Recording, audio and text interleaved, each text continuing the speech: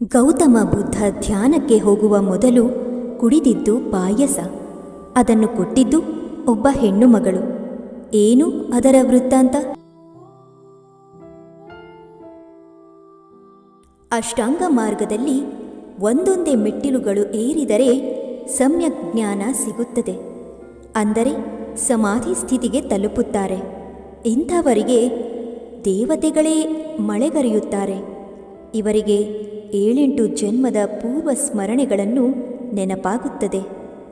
ಜೀವನದಲ್ಲಿ ಶಾಂತಿ, ದೃಢ ವಿಶ್ವಾಸ ಕಂಡುಕೊಳ್ಳಲು ಪ್ರತಿಯೊಂದು ಬೀಗಕ್ಕೂ ಅದರದೇ ಆದ ಕೀ ಇರುವಂತೆ ಮನುಷ್ಯನ ಪ್ರತಿ ಸಮಸ್ಯೆಗೂ ಬುದ್ಧನ ತತ್ವಗಳಿಂದ ಪರಿಹಾರ ಸಿಗುತ್ತದೆ.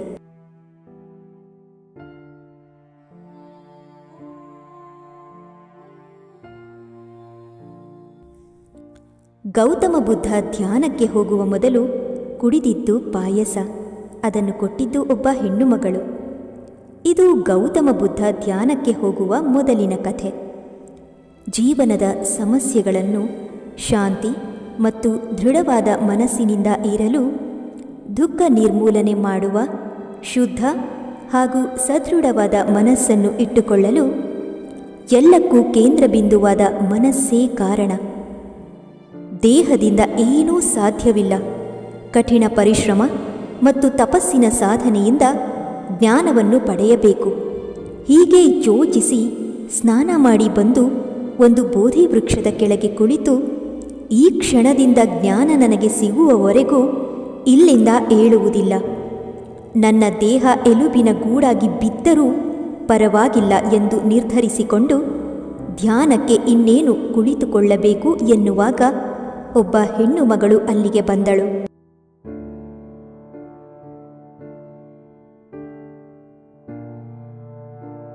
ಅವಳ ಹೆಸರು ಸುಜಾತ. ಆಕೆ ತನ್ನ ಮದುವೆಯಾದರೆ ಬೋಧಿ ವೃಕ್ಷಕ್ಕೆ ಪಾಯಸವನ್ನು ಅರ್ಪಿಸುತ್ತೇನೆ ಎಂದು ಹರಕೆ ಹೊತ್ತಿದ್ದಳು. ಅದರಂತೆ ಅವಳ ಮದುವೆಯಾಯಿತು. ಹರಕೆ ಹೇಳಿಕೊಂಡಂತೆ ಬೋಧಿ ವೃಕ್ಷಕ್ಕೆ ಅರ್ಪಿಸಲು ದೊಡ್ಡ ಬಟ್ಟಲಿನಲ್ಲಿ ಪಾಯಸ ತಂದಿದ್ದಳು. ಆಕೆ ಬಂದಾಗ ಬುದ್ಧನು ಧ್ಯಾನಕ್ಕೆ ಕೂರಲು ತಯಾರಾಗಿದ್ದ.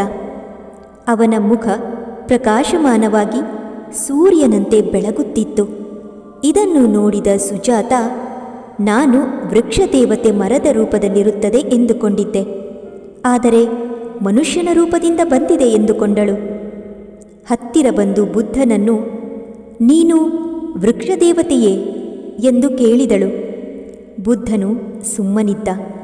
ಆಕೆಯೇ, ನಿನಗೆ ಹರಕೆ ಹೊತ್ತಿದ್ದೆ, ನನಗೆ ಮದುವೆಯಾಗಿದೆ, ಅದಕ್ಕಾಗಿ ಪಾಯಸ ತಂದಿದ್ದೇನೆ, ತೆಗೆದುಕೋ ಎಂದು ಕೊಟ್ಟಳು. ಕಣ್ಣು ತೆರೆದ ಬುದ್ಧ, ನನಗೆ ಪಾಯಸ ಕೊಡುತ್ತೀಯಾ? ಕೊಡು, ಇದು ನನಗೆ ಇವತ್ತಿನ ಭಿಕ್ಷೆ ಎಂದ. ಆಕೆ, ಇದು ಭಿಕ್ಷೆಯಲ್ಲ, ನೈವೇದ್ಯ ಎಂದಳು.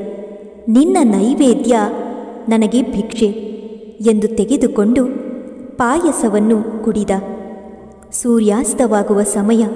ಆಕಾಶವೆಲ್ಲ ಕೆಂಪಾಗಿತ್ತು, ವಾತಾವರಣ ತಿಳಿಯಾಗಿತ್ತು. ಸುಜಾತ ಕೊಟ್ಟ ಪಾಯಸ ಕುಡಿದನು. ಧ್ಯಾನಕ್ಕೆ ಹೋಗುವ ಮೊದಲು ಕುಡಿದ ಕಟ್ಟ ಕಡೆಯ ಪಾಯಸ ಅದು. ಆಕೆ ಹೊರಟಳು. ಬುದ್ಧನು ಧ್ಯಾನಕ್ಕೆ ಕುಳಿತ. ಅವನು ಮನಸ್ಸಿನಲ್ಲಿರುವ ಎಲ್ಲವನ್ನು ಖಾಲಿ ಮಾಡಿ ಧ್ಯಾನದ ಕಡೆಗೆ ಮಾತ್ರ ಮನಸ್ಸನ್ನು ಕೇಂದ್ರೀಕರಿಸಿಕೊಂಡು ಧ್ಯಾನದಲ್ಲಿ ತಲ್ಲೀನನಾಗಿದ್ದ. ಆಳಕ್ಕೆ ಹೋದ. ಅದೆಷ್ಟು ಎಂದರೆ ಹಿಂತಿರುಗಿ ಬರಲಾರದಷ್ಟು ಆಳಕ್ಕೆ ಇಳಿದ. ಬುದ್ಧನಿಗೆ ಜ್ಞಾನದ ವಿಚಾರ ತಿಳಿಯುತ್ತಿತ್ತು. ದುಃಖಕ್ಕೆ ಕಾರಣ ಹುಡುಕುತ್ತಿದ್ದ. ಯಾವುದೋ ಒಂದು ಕ್ಷಣ ಅವನಿಗೆ ಎಲ್ಲವೂ ಸಿಕ್ಕಿತು. ಅವನ ಮನಸ್ಸು ನಿರಾಳವಾಯಿತು. ಅವನು ಪೂರ್ತಿ ಖಾಲಿಯಾದ. ಅವನು ತಾನು ಒಬ್ಬ ಮನುಷ್ಯ ಎಂಬುದು ಮಾತ್ರ ಅವನಲ್ಲಿ ಉಳಿಯಿತು. ತಂದೆ ತಾಯಿ ಬಂಧು ಬಳಗ ಸಂಬಂಧಗಳು ಗೆಳೆಯರು ಯಾವುದೂ ಇರಲಿಲ್ಲ.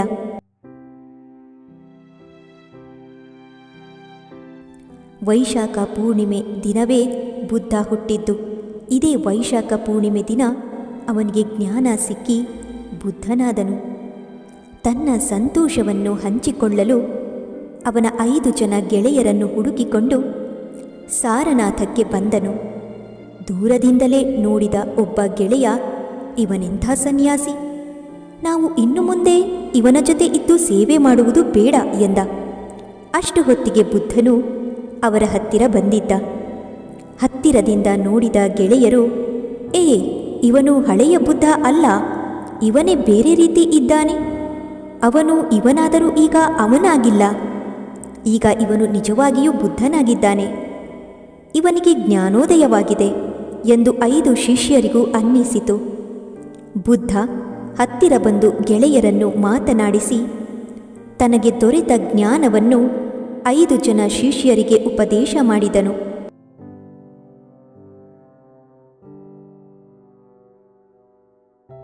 ಅದಕ್ಕೆ 5 ಜನ ಶಿಷ್ಯರು ಎಷ್ಟು ಏಕಾಗ್ರತೆಯಿಂದ ಕುಳಿತು ಕೇಳಿದರೆಂದರೆ ಅವರನ್ನೇ ಅವರು ಮರೆತು ಹೋಗಿದ್ದರು.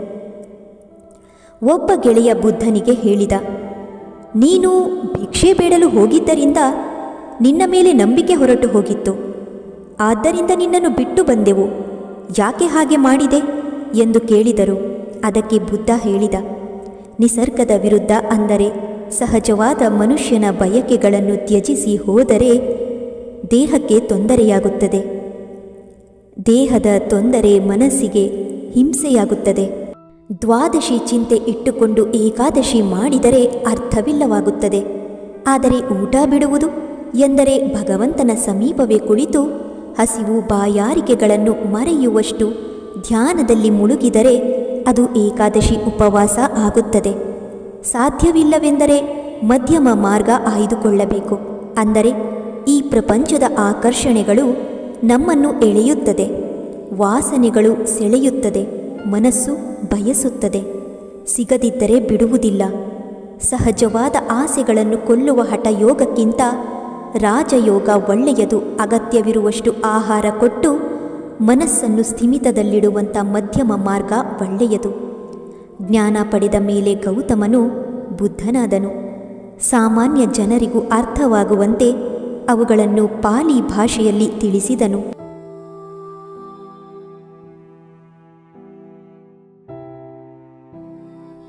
ಕಣ್ಣು ಮನಸ್ಸು ಯಾವಾಗಲೂ ಒಳ್ಳೆಯದನ್ನೇ ಗಮನಿಸಬೇಕು. ಆರ್ಯ ಸತ್ಯಗಳು, ಪಂಚಾಂಗಶೀಲ ಮತ್ತು ಅಷ್ಟಾಂಗ ಮಾರ್ಗ ಇವು 3 ಬುದ್ಧನ ತತ್ವಗಳು. ಅಷ್ಟಾಂಗ ಮಾರ್ಗದಲ್ಲಿ ಒಂದೊಂದೇ ಮೆಟ್ಟಿಲುಗಳನ್ನು ಏರಿದರೆ ಸಮ್ಯಜ್ಞಾನ ಸಿಗುತ್ತದೆ. ಅಂದರೆ ಸಮಾಧಿ ಸ್ಥಿತಿಗೆ ತಲುಪುತ್ತಾರೆ. ಇಂಥವರಿಗೆ ದೇವತೆಗಳೇ ಮಳೆಗರೆಯುತ್ತಾರೆ. ಇವರಿಗೆ 7-8 ಜನ್ಮದ ಪೂರ್ವ ಸ್ಮರಣೆಗಳನ್ನು ನೆನಪಾಗುತ್ತದೆ. ಜೀವನದಲ್ಲಿ ಶಾಂತಿ, ದೃಢ ವಿಶ್ವಾಸ ಕಂಡುಕೊಳ್ಳಲು ಪ್ರತಿಯೊಂದು ಬೀಗಕ್ಕೂ ಅದರದೇ ಆದ ಕೀ ಇರುವಂತೆ ಮನುಷ್ಯನ ಪ್ರತಿ ಸಮಸ್ಯೆಗೂ ಬುದ್ಧನ ತತ್ವಗಳಿಂದ ಪರಿಹಾರ ಸಿಗುತ್ತದೆ.